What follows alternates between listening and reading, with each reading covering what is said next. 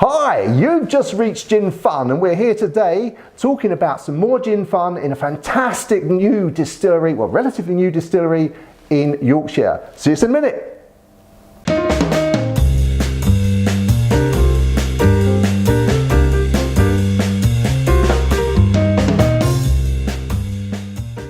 Hi and welcome back to Gin Fun. As I just said in the introduction, I'm here in this wonderful distillery in North Yorkshire, and before I get any further actually, I should say my name's John Lightfoot. This is... my name's Matt Stewart. Matt is the distiller here, and what a wonder, if you're ever in North Yorkshire, Malton, is it pronounced Malton? No, Malton. Malton.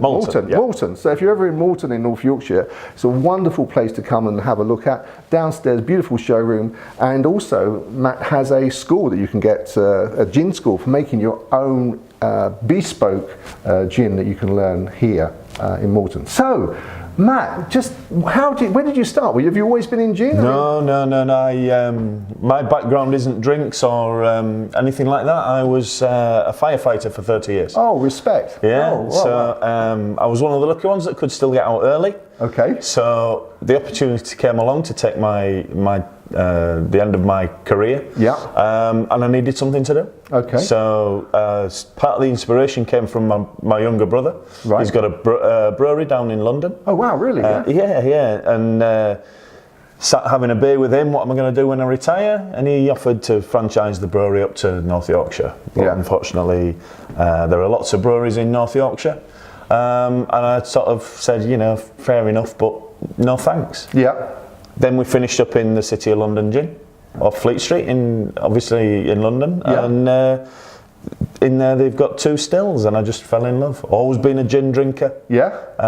And just wanted to produce something different from the norm.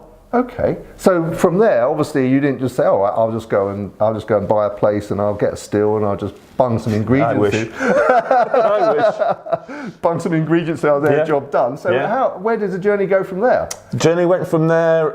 Went to the Brewing and Distilling College up at Brew Lab in Sunderland. Okay. And then a lot of trial and error. You understood what they were saying up there? Just about, yeah. Sorry, guys. So and then a lot of trial and error. Yeah, so to get where we are today with our London Dry, 58 different versions we made. Whoa! Well, you didn't drink them all in one night? Not all in one night, but we had some good nights. I bet you did. I bet you did. So 58, so presumably it was, to begin with, quite a broad taste into it. And then you just sort of continue to narrow it down? Yeah, I mean, we had the idea that we wanted to produce something slightly Mediterranean, so we were looking at inspiration from France and Italy. Both Elizabeth, my wife, and I, we've holidayed but also owned properties in Europe. So I owned one in France, she owns one in Italy. So we try to incorporate elements of those 2 countries into our ideas. Because you've tasted gin, the Italian and French gin? Yeah, but it was more along the lines. So 2 of the ingredients that are in our gin are lemons. So they were the Italian inspiration. So Sicilian lemons was the inspiration. But then also there is rosemary, in which we like the idea of the French rosemary, and they were 2 of the ingredients that went into your main theme. Then the rest just didn't help to absolutely balance everything. Absolutely, yeah. Fantastic. So how long did that process take? You're 58. Well, the whole process from inception to opening took nearly 3.5 years. Okay. Wow, I'm actually surprised it was that quick, to be honest. Yeah. So, what were the sort of highs and what were the lows of the highs were at opening. So we opened in October 2017. Yeah. And actually having a product on the shelves. Yeah. The lows are obviously technical issues, licensing, HMRC. But to be fair, HMRC have been great. Just to remind me, how much in terms of a bottle of 70 or per litre? How much does it cost in terms of, because I know they take a whole whack of it. What sort of, how much is it per litre? Or 70? Well, 70. Our bottles, the London Dry, it's around about £10.14 per bottle is duty. Wow. And then VAT on top of that, so £38, you're looking at another £7.60. So you're looking at £18 Wow. roughly. Before you start start paying making for the it. overheads of this, Yeah, and the absolutely. ingredients. Yeah, and, absolutely. whoa! And so when you see the sort of big commercial brands on the shelf at sort of Sainsbury's or Tesco's for like 12 quid, they must be really sort of. Well, it's all about scale. So with us being a small batch distillery, we're only making small amounts at a time. Yeah. So we need to make a little bit more to cover overheads. Obviously, the bigger guys, if they're making 10 million bottles a day and they only make 50 pence profit per bottle, they're still making money. Yeah, of course. But for us, like I say, being a small batch, you've got a lot less per bottle to pay for everything else. Absolutely. So in terms of the taste, did you do any? Obviously, you got it, so you liked it, and that's really important. And did you do any sort of testing with friends? Yeah. We put out. We narrowed it down to 3 different recipes, and then we put it out to some friends for a gin tasting. Okay, and then you just took votes. We were extremely popular that week. I bet you were. So yeah. Well, I guess you had to take their first view. Because I guess later in the evening, probably they would. Yeah, exactly. Yeah. And then I see you. Obviously, we're standing in Matt's school here.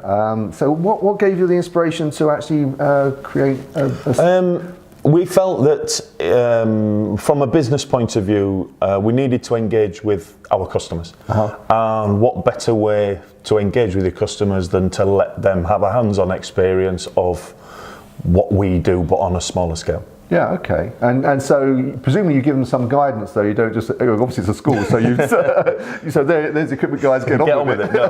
No, I mean the guidance is done. I give the guidance, so I stop people making something that is undrinkable, basically. Yeah, which you might want to. Some people might want to actually sort of ignore if they're making it for their mother. Yeah, absolutely. Fine. So those tickets for that. I mean, do they happen all the year round? Do they happen every day? Yeah. They happen all year round. You're able to book them online. All the relevant information is on our website. And yeah, it's proving really popular. Yeah, fantastic. I can imagine it. I can imagine it is. I mean, I guess I've heard of a gin school. I've seen sort of on the web a gin school in London, but I've not heard of one actually in Yorkshire. So it's brilliant for the people in the north of England to have somewhere to come to create their own unique blend. Yeah. And once they've created that blend, can they take it home with them? Yes, absolutely. They produce a full 70 centilitre bottle of gin. And they can take it home and enjoy it. And if they enjoy it that much, there is the opportunity, if they leave us their recipe, that we can recreate it for them and post it out to them. So I do have 2 or 3 customers that order regular gins that they made. Yeah. I can imagine that's great. So I have sort of friends around and say, well, actually, this is our gin. Yes, absolutely. Our gin. Absolutely. I can imagine that would be fantastic. Yeah, and also, of course, actually made for their own palate, and that must be fantastic. Great. Well, I guess probably the next thing to do is we'll have a glass of gin, and if you could guide me through the taste. As we know, guys, I'm the dummy. I'm always with an expert. And we can taste. You can guide us through the taste, and perhaps any difficulties you had in getting that taste. And so we'll do a little flip on the video, and we'll be with you in a second. Hi, so we're downstairs now into the heart. I guess you'd call it the heart of the distillery. Absolutely, yeah, the heart of the distillery. This is where it all happens. So what do we got here? Well, we've got here, this is Florence, our 300 litre copper column still. Fantastic. She looks lovely, shiny and gleaming. Yeah. And what a lovely tank. Imagine with your head underneath down there. Just beautiful. Yeah. And this is where the actual distilling takes place. This is the column, the fractional distillation. Fractional distillation. Fractional distillation. Yeah. What is that? A special? Each of these plates is basically a smaller version of this. So you're constantly distilling. Okay. Yeah. And does that make it smoother? Smoother? Yeah. So you're taking out all the harsh flavours. Fantastic. Yep. Great stuff. Okay, so Matt, if you could actually just explain, and we'll take a taste. If you could just tell me, because I'm the dummy, so I don't know, and I'll just taste the. The gin, and you tell me what I'm tasting. Okay. Yep. So what we've got is on the nose. You should get quite a citrusy kick. Yeah. Obviously, you're getting juniper in there. Yes. Really heavy on juniper. Yep. So that's the nose of it. then the initial taste would be, again, a strong juniper, but with a citrus kick, but then a herbal finish on the end. And what percentage is this? There's 42%. Wow, it's not sort of like No. it's just like, whoa, but this is really nice and smooth. Yeah, it's beautiful. Yeah. And you can tell when you look at the spirit running down the glass. Yeah. So the legs, as anybody refers to it. Yeah. refers to it. Fantastic. So yeah, so that would be that's the spirit itself. And another thing I like about it is the taste just lingers on, doesn't it? It doesn't, you don't smell it and you get the burn and then nothing else. Yeah. Actually, the taste. Yeah. We do get a lot of people say that they could drink this neat. I could. Absolutely. Yeah, I could. I mean, I think I quite often say that I drink gin neat in the winter and tonic in. So. And it's always the best way to drink gin. As a taste is to try it neat before you add any tonic or anything to it that will then mask the flavours of the gin. That's why I had a discussion with a gentleman called Ray Woodhead who said, my belief was that you should have, if you're going to put tonic in, it should be very neutral, so it's not going to because you've spent hours, days, weeks refining it to get to the right taste for you, or what you believe is that your own taste, and then you put in a tonic and it can just totally change. Absolutely. So I mean, what do you think is the best serve? For us, we only ever a recommended serve. We don't have a perfect serve. It is just a recommended. At the end of the day, everybody's palates are different. Yeah. So it would be wrong of us to sort of say you must drink our gin this way.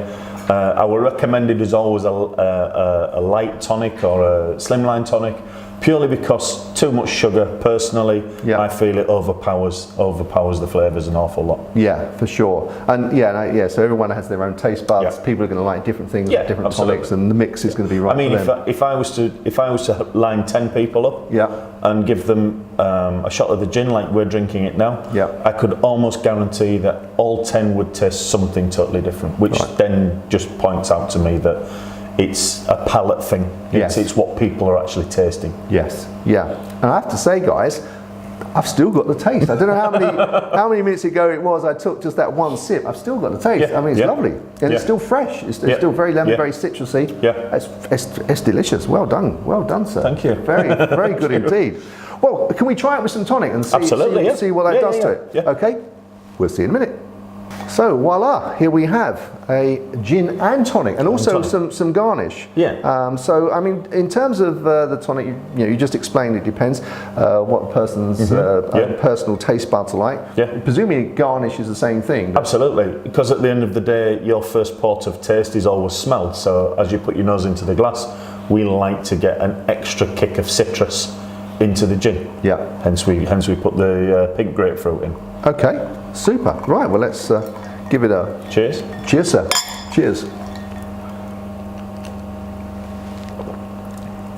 Wow, that's refreshing. Wow, yeah. That really speaks to me of standing on a lawn on a sunny day, being really. Absolutely. Oh, that's lovely. That's lovely. Oh, even though it's grey outside and we're still in winter here when we're filming this. This is. It brings summer. It brings summer too. Yeah, good. So in terms of you've said that obviously in tonics it can be different. Are there any? So your recommended tonic, you highlight, so emphasise it's only recommended. What would be your recommended tonic? It's always a light tonic or a slimline tonic. Less sugar. I personally find that the sugar overpowers. Too much sugar overpowers the flavours of it, and at the end of the day, you're paying a lot of money for your gin. Why drown it out with a tonic that's? The last thing you want to do is taste tonic. So I always think it's a lot cheaper to just buy tonic if all you want to taste is tonic. So a lighter tonic, less flavour. Okay. And one of the questions I often there's always a great debate, and of course it's down to personal preference. Is ratio of mixing. What's your personal accepted? We honestly don't have a perfect serve at all. Right. Hence, if you come and you take a gin and tonic here at the distillery, we will give you a bottle and you pour to your own taste. To your own taste. Yeah. It really is a case of you serve it how you like it. Fantastic. It's not for us to tell you how to drink. No, because you haven't got their taste buds, Yeah, so you exactly. can't. Okay, fantastic. Now I know that you've got this gin is called your London. The London Dry. The London Dry. Is it called London? Have you referred to it before as London Pride? No. Oh, I thought you said London Pride. No. You probably won't be able to use that name. No. Would you? And London Dry is a style of gin. Yes. So it's how it's made rather than it coming from London. Okay. And what's the? I think we've done this in another video, but just in case someone hasn't seen it. London Dry means all the ingredients have to be plant-based, natural. Right. So no additives, no flavour enhancers, no sugars. Okay. So and then once we've made the gin, all that we can add to that is purified water. Okay. So no sugars. Nothing like that. That's a true London Dry. Yeah, it seems a far better way of. So you know if it's not, and if it's not like that, just means that they've added in something that's not. Okay. Yeah. I know also, but besides this one, you also have some other gins. Yeah, we do a rhubarb and ginger, which is proving really popular, especially in Yorkshire, obviously. Yeah. And rhubarb and ginger, you don't add in terms of sweeteners. I was listening to you talk to a customer earlier. A lot of the fruit gins, they're loaded full of sugar. Yes. Very sweet, very syrupy, very sickly. Yes. In my own personal opinion. Yeah. So we developed a gin where we don't put any sugar in it or added sugars.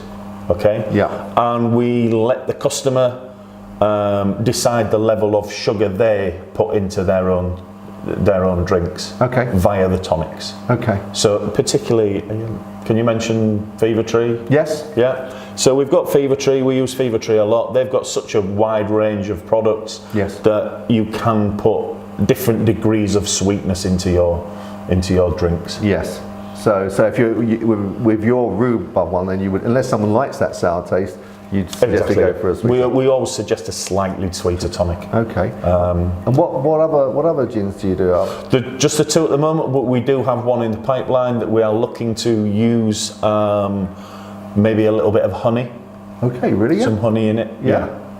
Oh, fantastic. Yeah. I bet it's great fun experimenting. Yeah, it certainly is. Yeah. Some really good nights experimenting.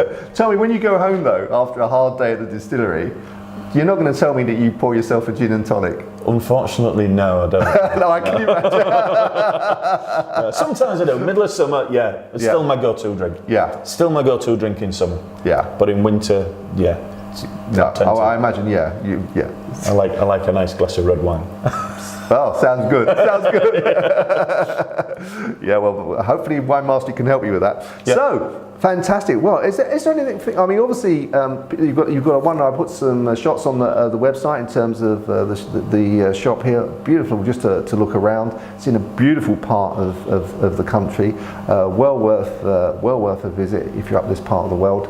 Is there anything else you'd like to say to the viewer that I've missed out in terms of my questioning? I think we've covered pretty much everything. I mean, just don't get hung up about perfect serves would be my advice to anybody. Just drink it how you like it. Yeah. You know, at the end of the day, there's no right way or wrong way.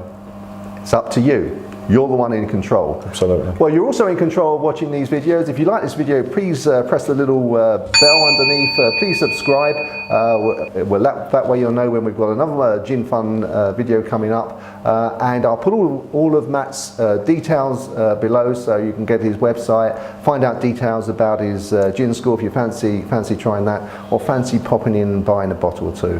Until then, gin. Cheers.